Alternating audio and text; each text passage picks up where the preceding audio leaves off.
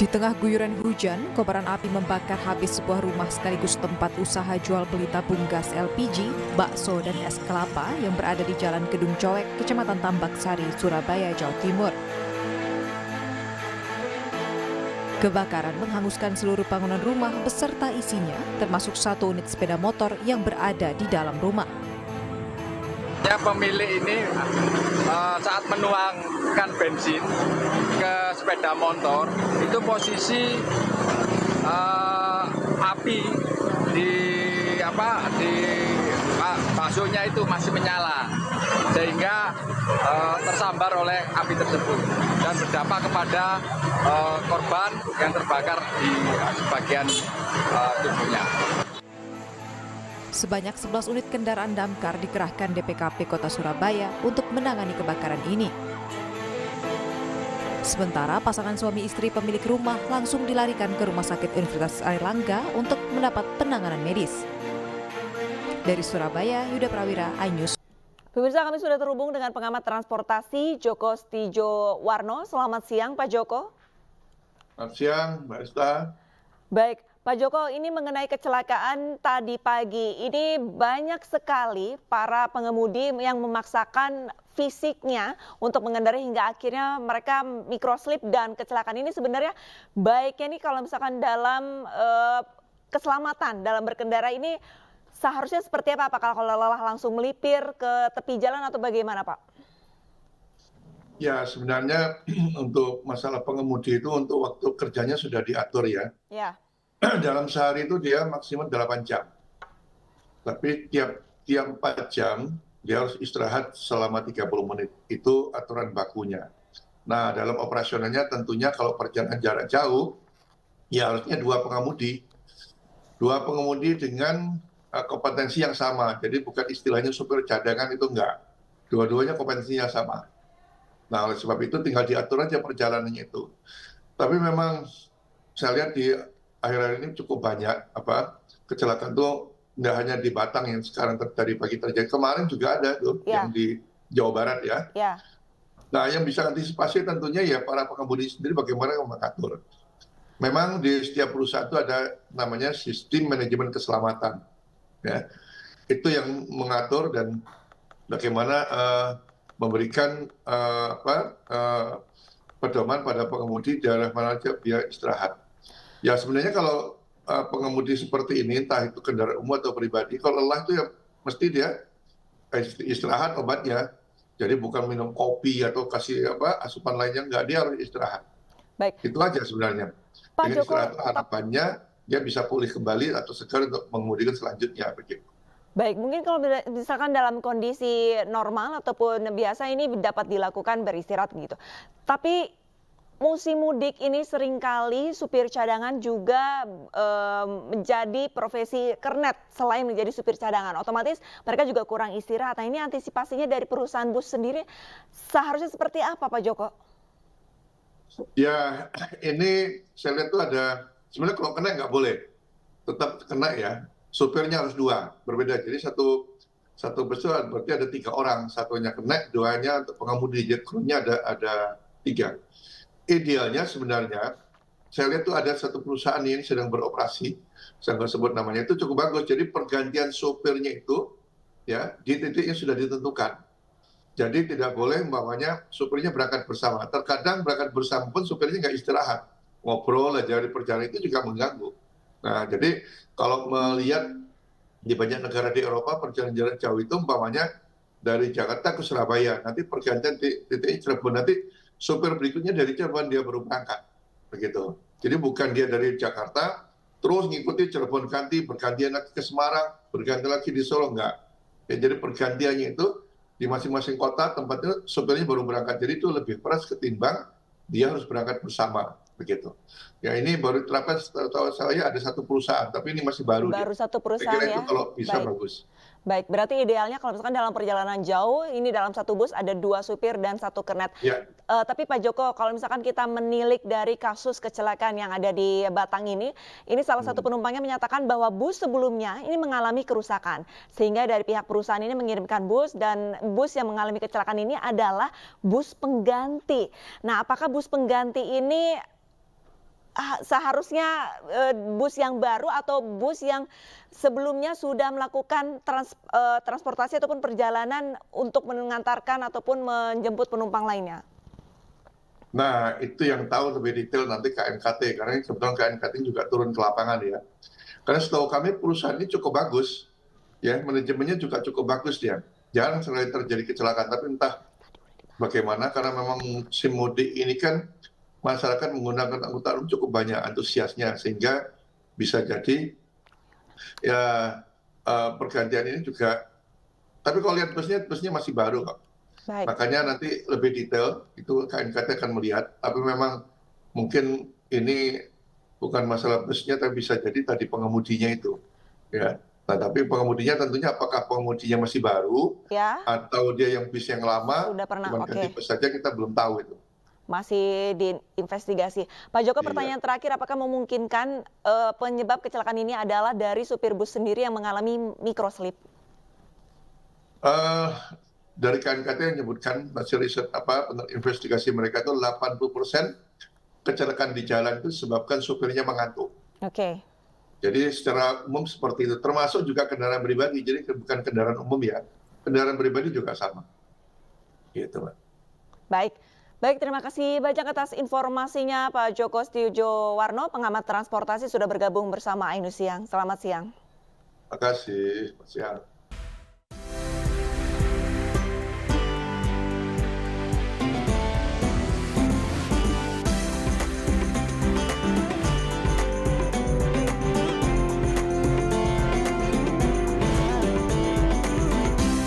Oke, ya pemirsa, ribuan kendaraan mengular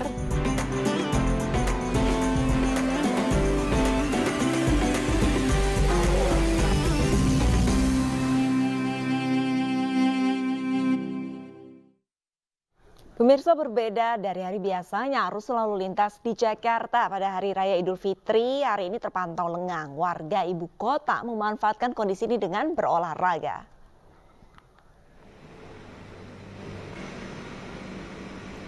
Sejumlah ruas jalan protokol yang biasanya ramai dilintasi kendaraan hari ini terpantau lancar, bahkan lengang, seperti di ruas jalan Patung Kuda dan Monas yang biasanya menjadi salah satu titik kemacetan.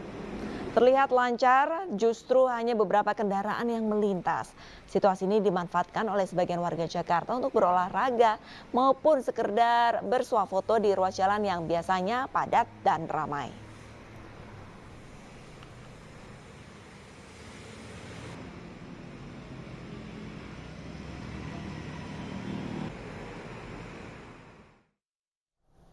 Hari kedua Lebaran, arus mudik di Bandara Soekarno-Hatta terpantau landai. Walaupun landai, namun jumlah keberangkatan dan tiba pada hari ini mencapai lebih dari 100.000 orang. Terpantau sejak Kamis pagi, banyak penumpang yang mengantre untuk check-in konter di Terminal 2E tanpa berdesak-desakan. Hari ini tercatat sekitar 60.273 orang akan diberangkatkan baik dari Terminal 1, 2 maupun 3. Sementara sebanyak 48.292 penumpang tiba di bandara ataupun di terminal yang sama. Di Terminal 2E mayoritas penumpang berangkat ke wilayah Sumatera. PT Angkasa Pura II menyiapkan rencana operasional dan 9.416 personil untuk melayani perjalanan pemudik di masa angkut Lebaran hingga 18 April mendatang.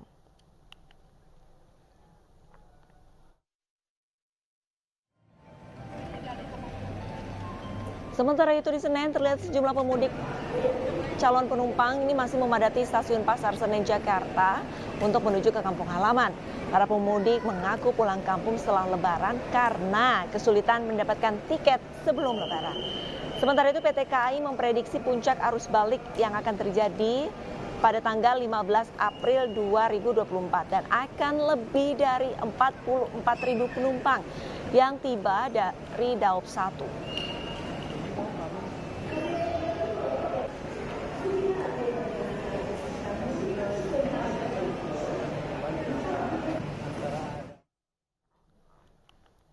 Pemirsa, di Lebaran hari kedua, arus lalu lintas menuju kawasan wisata Puncak macet. Kendaraan mengular sepanjang 2 km di gerbang tol Ciawi, Bogor.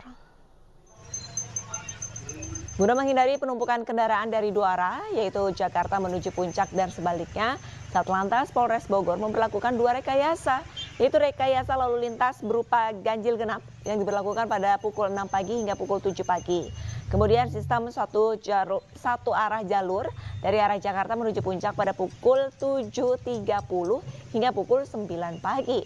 Tercatat, sejak hari pertama libur Lebaran hingga hari ini jalur Puncak sudah dilewati 20.000 kendaraan yang didominasi oleh kendaraan pribadi atau roda 4.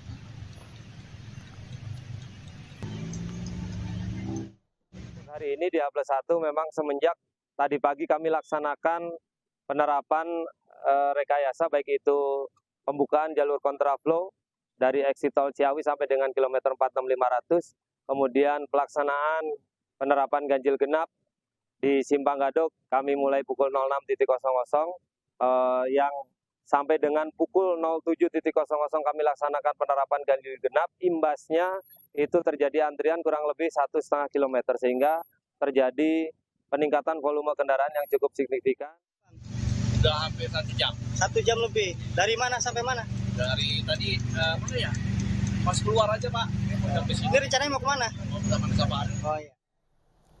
Pemirsa, kita beralih ke informasi lain di mana kami akan menghubungi rekan kami Ismalia di Rumah Sakit Islam Weleri Kendal guna mengetahui informasi korban kecelakaan bus di Tol Weleri, Jawa Tengah. Selamat siang Ismalia. Untuk kondisi saat ini, apakah ada update terbaru dari tempat Anda melaporkan?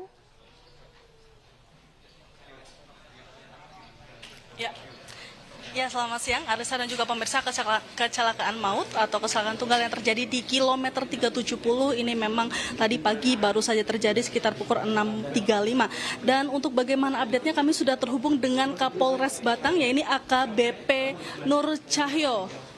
Kita bisa langsung bertanya-tanya kepada beliau. Selamat siang, Bapak. Ya, baik. Selamat siang, Mbak. Bapak, untuk kecelakaan yang terjadi di kilometer 370 ini mungkin bisa diberikan update-nya Bapak, berapa korban yang sudah teridentifikasi dan luka-luka Bapak?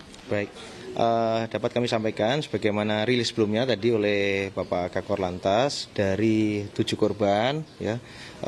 Kita identifikasi tadi yang disampaikan beliau ada 4 yang sudah teridentifikasi dan saat ini kita nambah 1 yang sudah terkonfirmasi. Nanti akan secepatnya kita selesaikan yang 2 dan sekaligus nanti setelah teridentifikasi akan kita koordinasikan dengan rumah sakit untuk dilakukan perawatan jenazah ya, dan lanjut rencana akan diserahkan pada keluarga. Baik. Bapak, untuk korban apakah sudah ada keluarga yang menjemput nih Bapak? Mungkin salah satunya? Sebagian ada. Tadi pada saat kita sedang urgent penanganan di IGD, kami melihat dan berkomunikasi ada beberapa keluarga korban yang sudah datang ya, walaupun belum seluruhnya, dan itu keluarga korban yang masih dekat dengan lokasi di mana kita berada, yaitu di Rumah Sakit Islam Kendal, Kecamatan Weleri. Ya. Baik, Bapak Cahyo, terima kasih atas waktunya Pak. Ya.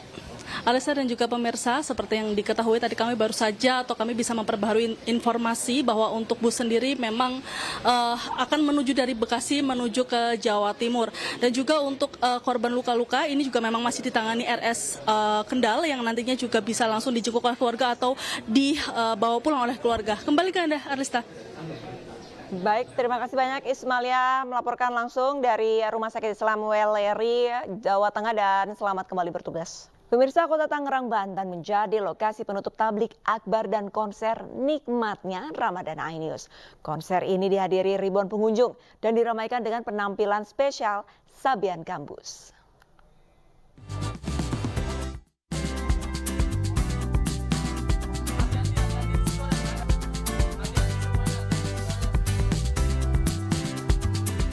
Rangkaian konser dan tablik akbar nikmatnya Ramadan digelar di Taman Elektrik kawasan pusat pemerintahan Kota Tangerang, Banten. Proma yang merupakan obat sakit mah turut meramaikan acara konser ngabuburit dan tablik akbar yang dihadiri oleh ribuan warga tersebut. Selain menyiapkan takjil untuk pengunjung, Proma juga memberikan solusi bagi masyarakat yang terserang sakit mah dengan Proma Herbal. Aditya Mulyawan, brand eksekutif Digestive Proma, mengatakan bahwa produk Proma Herbal dapat diminum kapan saja.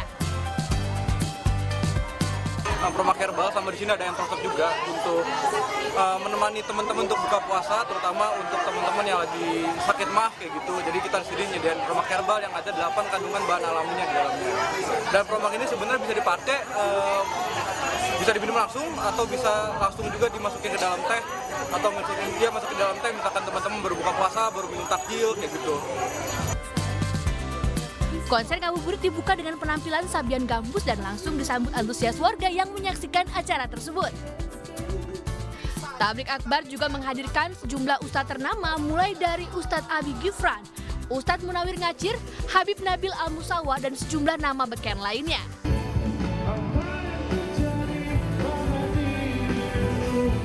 Sebelumnya Tablik Akbar dan konser ngabuburit digelar sukses di sejumlah daerah di tanah air, mulai dari Semarang, Mojokerto, dan ditutup di Tangerang, Banten. Masya Allah, kita seperti di Tim Liputan, iNews melaporkan.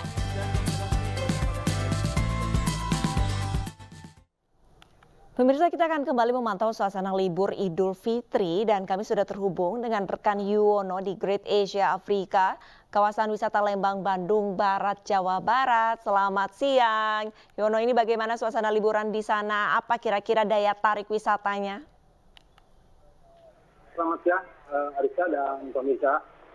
Siang ini saya berada di tempat wisata Great Asia Afrika di kawasan Lembang, di mana Great Asia Afrika ini menjadi destinasi wisata yang selalu didatangi penuh oleh para wisatawan dari berbagai daerah. Namun, wisatawan harus rela bermacet-macetan di tempat wisata ini.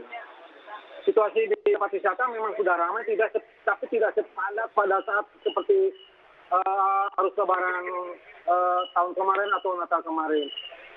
Wisatawan silih berganti datang untuk menikmati Great Asia Afrika, di mana di sini menjual tempat-tempat seperti ketujuh keajaiban dunia, berbagai daerah, berbagai negara yang ada di lokasi ini.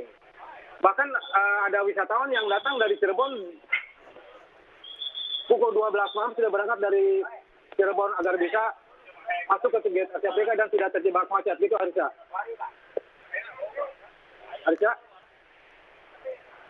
Baik. Ya, Arisa. Baik.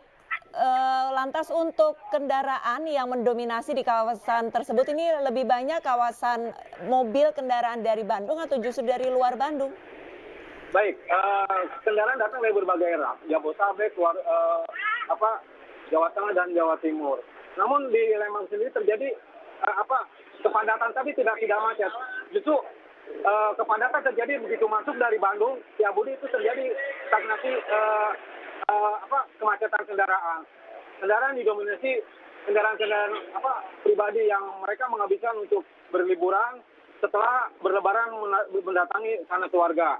Namun di Lembang sendiri memang terjadi kemacetan dan polisi sudah melakukan one way 2 kali, tapi tidak separah pada seperti lebaran tahun yang lalu gitu. Mereka datang silih berganti, jika terjadi kepadatan polisi berlakukan one way gitu, Alisa. Yuwono, jika tahun ini kepadatannya melebihi dari tahun lalu, lantas antisipasi dari petugas seperti apa? Gini, Arisa, justru pada tahun sekarang tuh ada penurunan. Atau memang wisatawan masih berlebaran ke sana keluarga. Jadi 2 hari lebaran ini sudah ada kemacetan tapi belum begitu parah, belum pada puncaknya gitu, Arisa.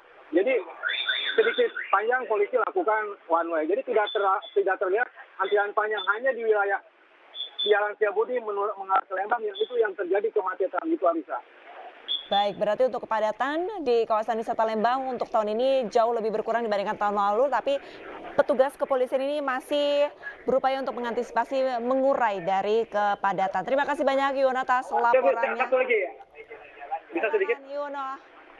Jadi gini, diimbau untuk para wisatawan yang datang ke Lembang, sebaiknya mempergunakan jalur-jalur alternatif, Jalan Cisarua, Dago. Jika tidak ingin terjebak kemacetan terus, hati-hati jalan licin dan karena situasi di Lembang ini hujan turun. Sebentar lagi hujan turun sudah mendung. Nah, ini yang perlu diwaspadai faktor alam. Sehingga untuk menghindari kecelakaan, polisi sudah menempatkan titik-titik petugas di rawan kecelakaan gitu, Arisa. Baik, terima kasih banyak Yuwono atas laporannya. Selamat kembali bertugas, Yuwono. Ya. Pemirsa, Presiden Joko Widodo menggelar open house Hari Raya Idul Fitri di Istana Kepresidenan. Open house Presiden turut dihadiri sejumlah menteri hingga duta besar negara sahabat.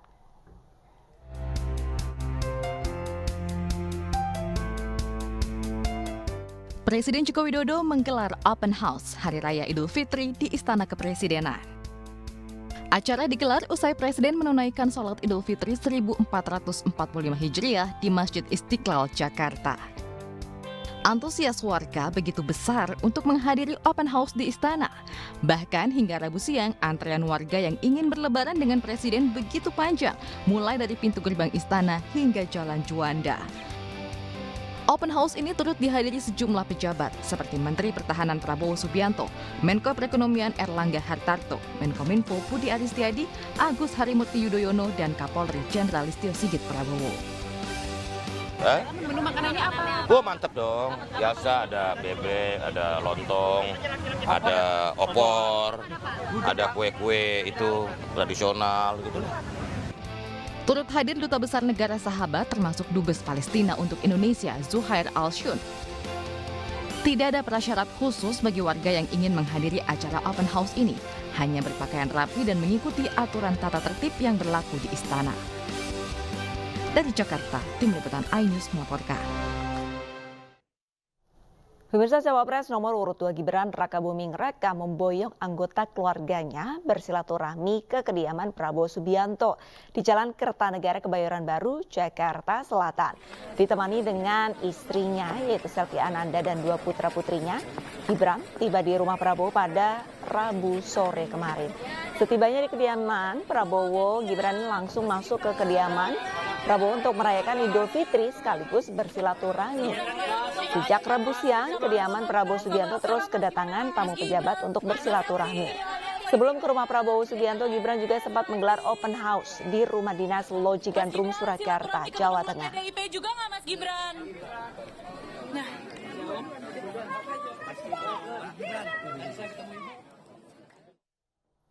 Sementara itu pemirsa, open house lebaran hari pertama di kediaman Ganjar Pranowo di Wedo Martani, Sleman, Yogyakarta didatangi ratusan warga.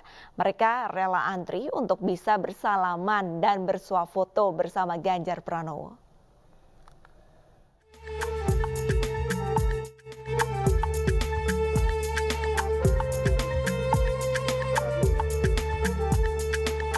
Inilah momen Siti Atikoh, istri Ganjar Pranowo, membagikan THR dan mainan kepada anak-anak yang datang bersilaturahmi ke rumahnya. Ratusan warga berdatangan rela antri untuk bisa bersalaman langsung dengan Ganjar Pranowo di Dusun Tegalsari, Kelurahan Wedo Martani, Ngemplak, Sleman hari ini. Usai melaksanakan sholat Idul Fitri, Ganjar Pranowo bersama istrinya Siti Atikoh Supriyanti memang melakukan open house di rumahnya.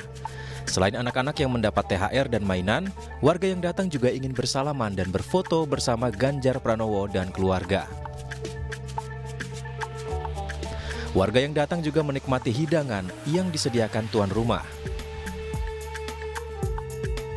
Tak hanya Ganjar Pranowo dan istri, putra semata wayang mereka yakni Zenedin Alam Ganjar juga kebanjiran permintaan foto di ajang silaturahmi ini. Ganjar mengatakan ini baru pertama kali dilakukan open house di rumah barunya. Beliau saat ini sudah resmi menjadi warga Wedo Martani, Sleman. Dari Sleman, Anissa Rizkia Fadoli, Kus Hendarto, iNews melaporkan.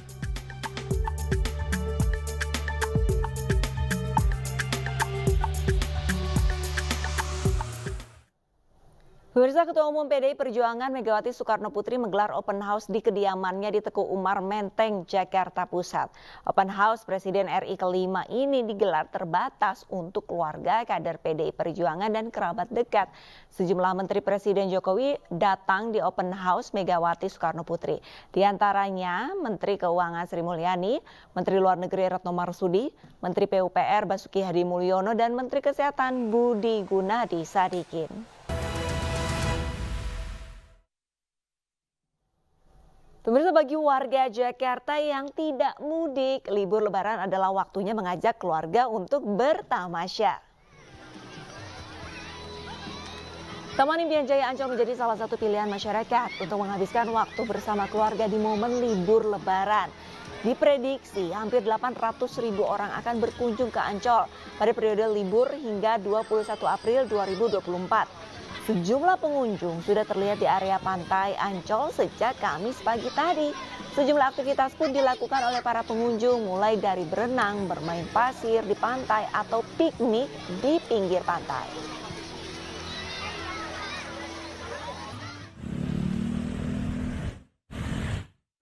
Sementara itu arus lalu lintas menuju sejumlah kawasan wisata di Sukabumi, Jawa Barat, antrian kendaraan dari arah Jakarta ataupun Bogor mengalami kepadatan di Simpang Cikidang, Cibadak, Kabupaten Sukabumi. Kepadatan lalu lintas ini terjadi di sejumlah titik seperti Pasar Cicurug dan Parung Kuda. Selain banyaknya kendaraan yang melintas, kepadatan tersebut juga disebabkan masih ditutupnya jalan tol Bocimi yang amblas akibat longsor beberapa waktu lalu.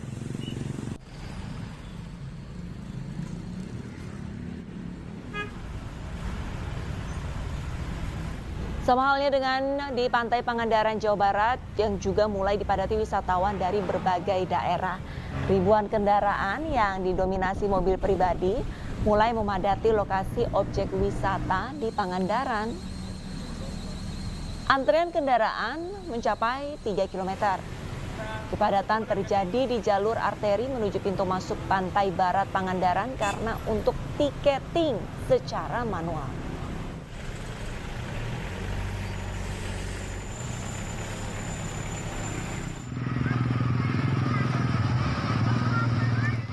Sementara itu di kawasan Pantai Barat Pangandaran, wisatawan sudah memadati kawasan ini. Mereka asik melakukan aktivitas berenang, bermain pasir, atau menyewa perahu pesiar wisata untuk ke Pantai Pasir Putih.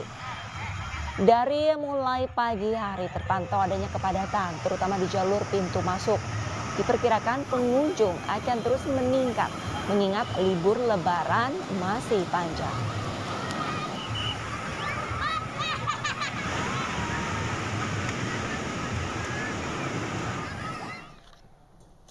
Pemirsa, untuk mengetahui informasi lebih lanjut, kami sudah terhubung dengan rekan Irfan Ramdiansyah di Pantai Pangandaran, Kabupaten Pangandaran, Jawa Barat.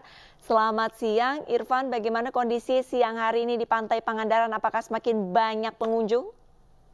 Baik, Rizka dan pemirsa, saat ini kawasan objek wisata Pantai Pangandaran mulai dipadati oleh wisatawan dari berbagai daerah.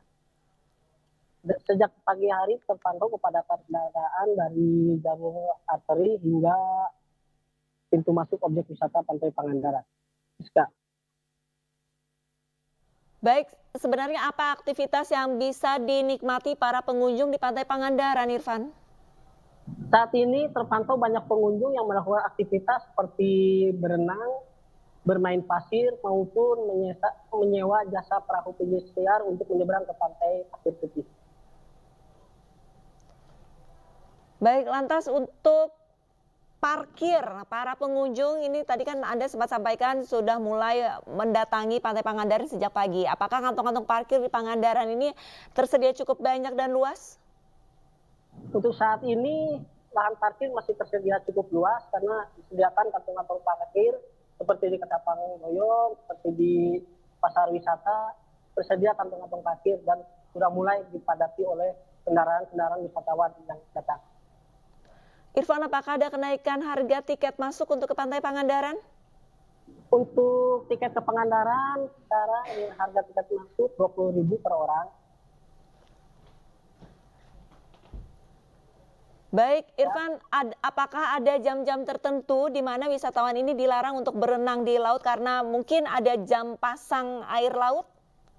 Ya, untuk bagi para wisatawan yang ingin berenang di Pantai Barat Pangandaran, jadwal untuk larangan berenang itu pukul 17 sore nanti.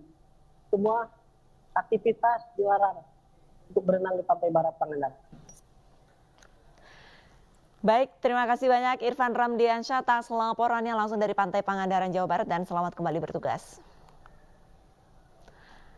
Pemirsa, momen libur Idul Fitri ini dimanfaatkan sejumlah orang untuk mengunjungi tempat wisata. Salah satunya ini adalah di Tanah Lot, Bali.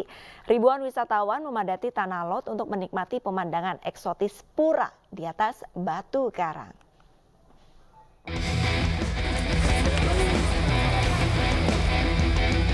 Ribuan wisatawan domestik dan luar negeri memadati wisata Tanah Lot, Desa Braban, Kediri, Tabanan, Bali. Bahkan pada momen libur Lebaran, jumlah wisatawan melonjak 2 kali lipat. hingga 7.000 orang per hari. Menurut pengelola, kenaikan jumlah pengunjung khususnya wisatawan domestik mulai terlihat sejak H-3 Lebaran. Kalau kita prediksi sih seminggu setelah Lebaran ini pasti akan meningkat. Itu puncaknya itu diprediksi sampai menyentuh berapa Pak? Sampai 10.000 atau? Kami prediksi sih mudah-mudahan sampai 10.000, tapi biasanya sih 7.000, 6.000, 7.000 atau sampai 8.000 biasanya. Waktu terbaik untuk menikmati kawasan Tanah Lot adalah saat sore hari atau jelang matahari terbenam. Jika air sedang surut, wisatawan dapat berjalan-jalan hingga bibir pantai sambil menikmati pemandangan pura di atas batu karang besar. Bagi yang ingin mendapat pengalaman spiritual, pengunjung bisa mendapatkan tirta pengelukatan atau air suci pembersihan di bagian bawah pura Tanah Lot. Oh, karena biasanya saya kerja di Jakarta. Kalau di Jakarta tidak ada tempat wisata seperti itu. Jadi saya ingin santai-santai di tempat alam. Jadi saya ke Tanah Lot. Ini baru pertama kali ke Tanah Lot? Iya. Gimana kesan-kesannya? Suasananya enak sekali, tapi sayangnya undung. Mendung ya? Ya, mendung ya. Iya. Tidak semua pengunjung boleh memasuki bagian dalam pura Tanah Lot. Jika ingin masuk ke dalam area tersebut, pengunjung harus berpakaian adat lengkap dan membawa sarana persembahyangan. Dari Tabanan, Bali, Bagus Alit, iNews melaporkan. Pemirsa, kita ke informasi lain di mana sebuah mobil sport menabrak pengemudi ojol dan pedagang kopi keliling di kawasan Pondok Indah, Jakarta. Akibat kejadian ini 3 orang mengalami luka dan dirawat di Rumah Sakit Fatmawati.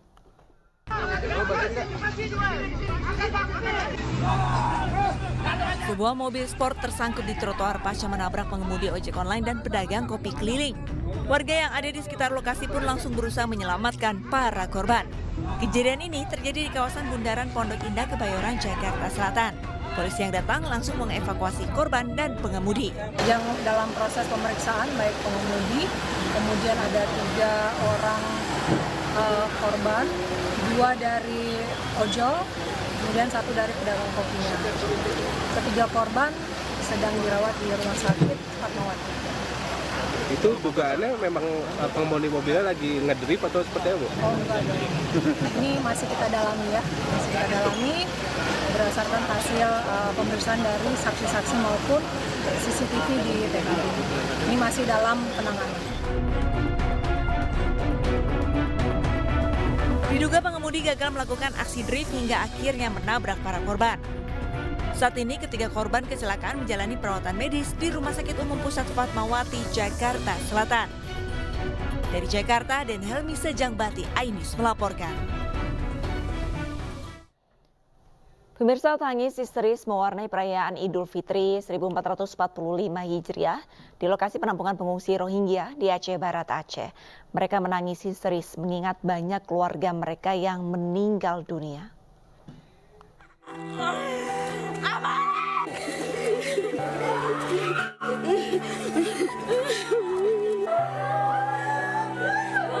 Suasana haru menyelimuti perayaan Idul Fitri para pengungsi Rohingya.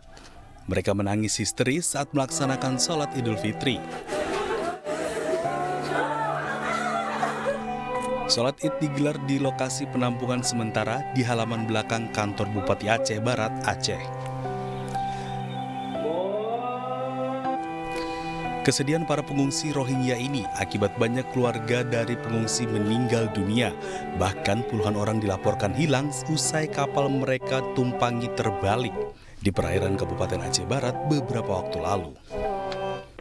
Menurut salah satu pengungsi Rohingya, Hari Raya Idul Fitri kali ini merupakan kesedihan bagi mereka.